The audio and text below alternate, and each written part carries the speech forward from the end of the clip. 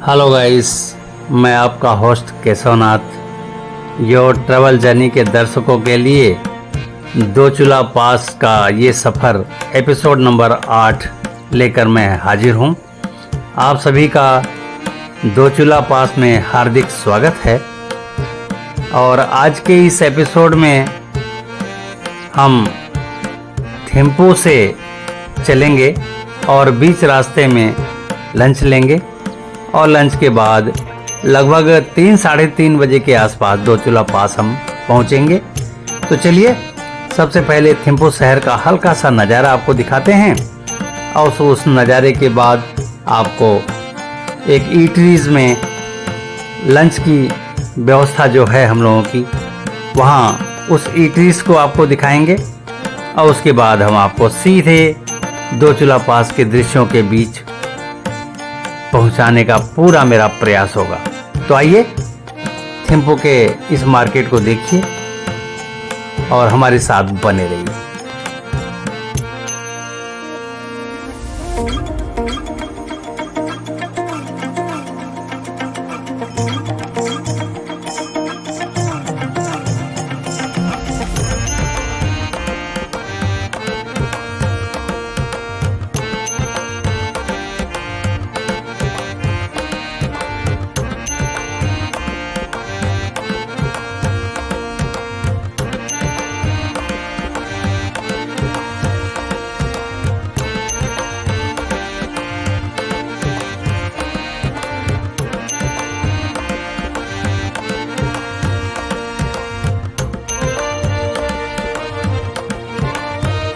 नाम भी क्या सुंदर सा है, वाईफाई रेस्टोरेंट एंड बार।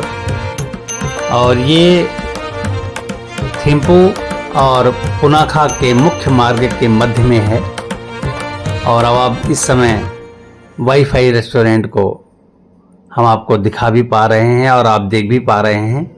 अंदर से पूरा का पूरा भूटानी संस्कृति का पूरा उद्बोधन ये ईटरीज हमें करा रहा है। और यहाँ पर हम लोगों ने यहाँ पर पैदा होने वाले रेड राइस और साथ में दाल का आनंद लेने का और लस्सी का स्वाद लेने का विचार बनाया है। तो चलिए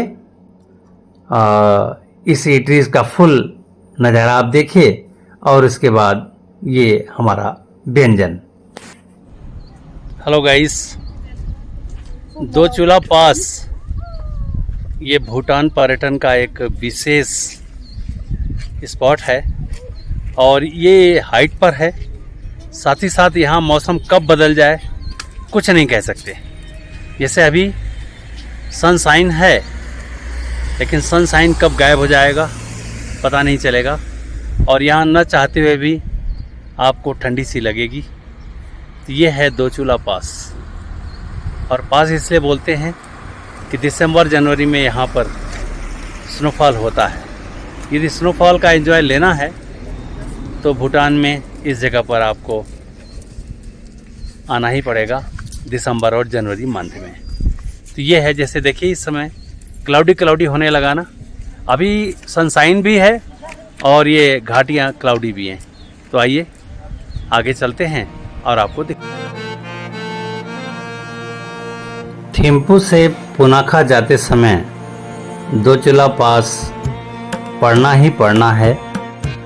और जब आप पुनाखा से वापस पारो जाएंगे तो भी दो चूल्हा पास पड़ेगा ही पड़ेगा।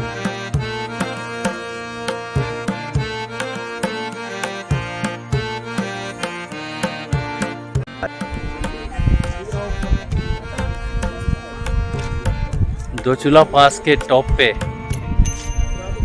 क्लाउड का आनंद, साथ ही साथ सनशाइन भी है। दोनों का दोनों एक साथ होने का आशा यही है कि आप सूरज की रोशनी और बादलों की दुनिया दोनों का एक समन्वय यहाँ पर देख पाएंगे।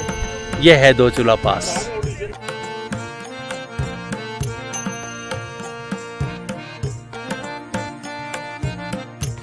जैसा कि हमने आपको बताया कि थिम्पू से पुनाखा और पुनाखा से पारो जाते समय दो चूल्हा पास पड़ना ही पड़ना है। तो इस पास के लिए आपके पास 2 बार समय मिलेगा।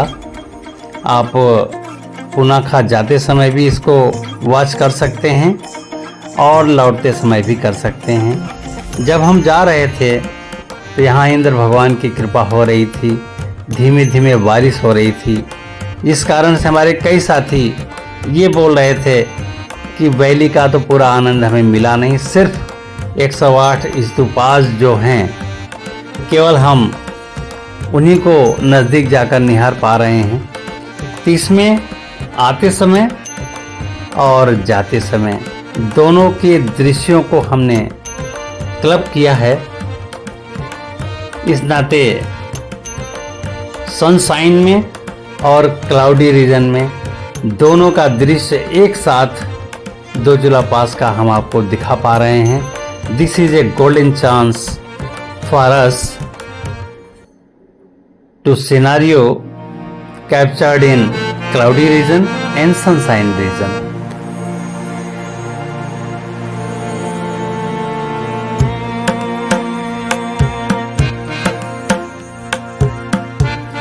इस जगह का नाम है दोचू और ला का मतलब होता है दर्रा और भूटानी लैंग्वेज में जोंगखा। दोचू का मतलब जोंगखा और ला माने दर्रा। तो भूटान में बर्फ से ढके हिमालय में थिम्पू से पुनाखा जाते समय और आते समय यह पहाड़ी दर्रा 108 स्मारक स्तंभ या स्तूप के साथ, जिसका नाम है ड्रुक बंग्याल स्तंभ, इस रूप में इसे जाना जाता है। और यहाँ की सबसे बड़ी राजमाता जिनका नाम आशी दोरजी बांगमो वांगचुक, उन्होंने 2003 में इसे बनवाया था। आज ये लाइव हैं या नहीं है आई कांट से, लेकिन ड्रुक बंग्याल लखांग मंदिर एक मठ भी है और इसे भूटान में चौथे ड्रुक ग्यालपो जिग्मे सिंगमे वांगचुक के सम्मान में ये बनवाया गया है।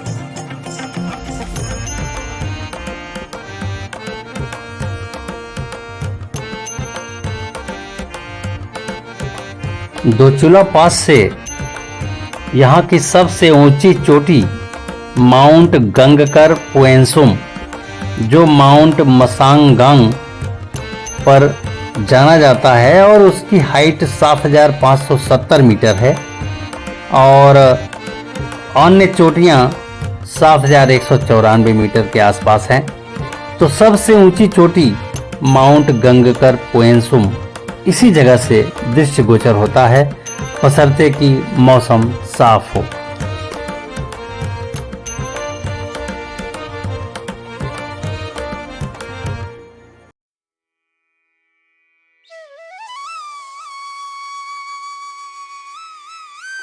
दोचुला पास अगर आप नाइट स्टे करें तो यहाँ पर रात्रि विश्राम की व्यवस्था सामने भूटानी गवर्नमेंट का एक रेस्टोरेंट और लॉज है, उसमें आप रुक भी सकते हैं।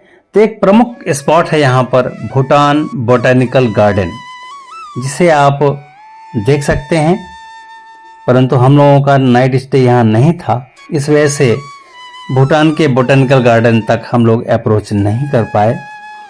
यहाँ एक सुगंधित पौधा होता है जिसका नाम है डेफनी। ये छोटी झाड़ी है जो ढलानों पर अक्सर प्रार्थना झाड़ियों के रूप में सफ़ेद फूलों के साथ एक खिलती है और इस पौधे के छाल का उपयोग कागज बनाने के लिए किया जाता है और बौद्ध धर्म के धार्मिक ग्रंथों का जो लेखन है वो इसी के कागज पर किया जाता है। इस कागज पर दीमक नहीं लगते हैं, ये एक बहुत बड़ी खासियत है इसकी। तो ये एक छोटी सी जानकारी जो हमें यहाँ पर मिला वो हमने आपको देने का प्रयास किया है।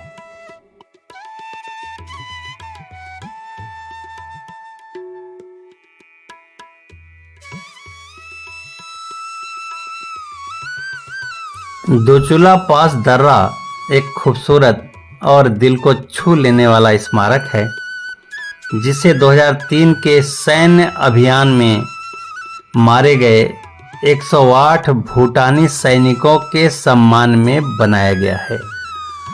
108 स्तूप स्मारक 3 संकेंद्रित वृत्तों के अकॉर्डिंग व्यवस्थित है, जिसे द्रुक वांग्याल चौटेन के नाम से जाना जाता है।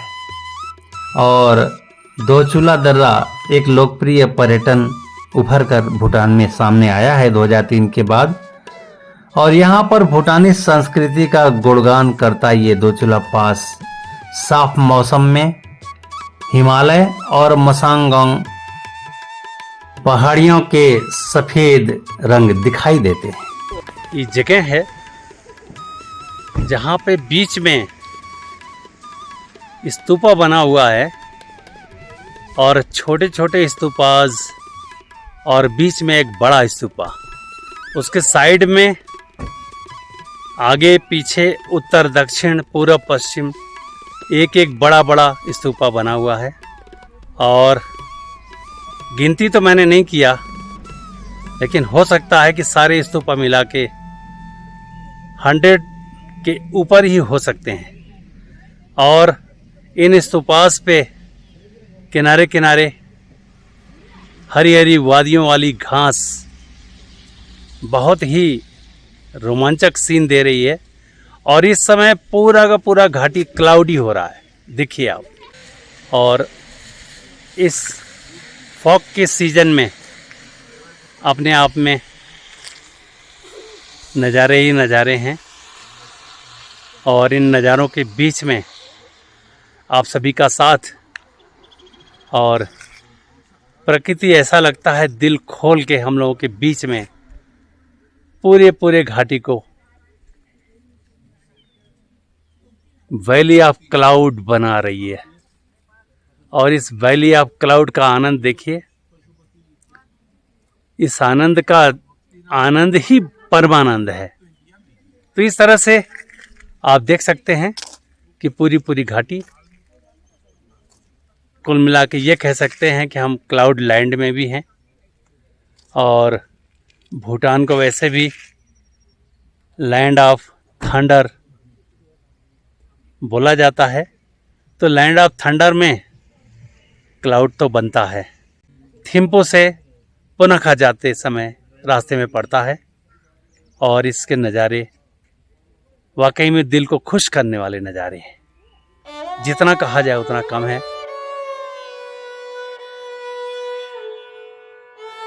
मसांगांग पहाड़ियों के सफ़ेद रंग वाले बर्फीली चोटियों को देखना मायने रखता है अगर दिख जाए तो। लेकिन यहाँ पर चोटियों पर क्लाउड होने के कारण बर्फीली चोटियाँ हम सभी देखने से वंचित रह गए हैं। लेकिन ये भी दृश्य किसी से कम नहीं है। वाकई में एक सुंदरतम नज़ारा है ये दोचुला पास का, जिसे हम अभी आपको दिखा पा रहे हैं।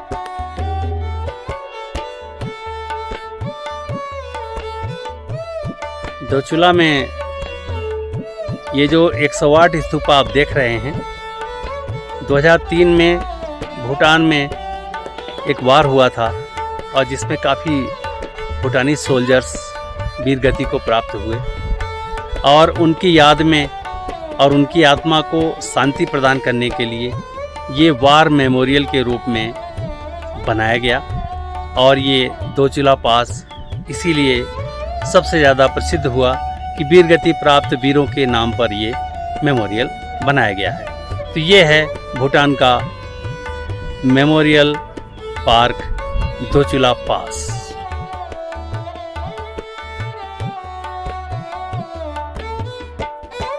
हमारा अगला एपिसोड नंबर 9 पुनाखा का होगा, जिसे हम लेकर उपस्थित होंगे। तब तक के लिए अपने इस होस्ट केशवनाथ को आज्ञा दीजिए। नमस्कार, जय हिंद।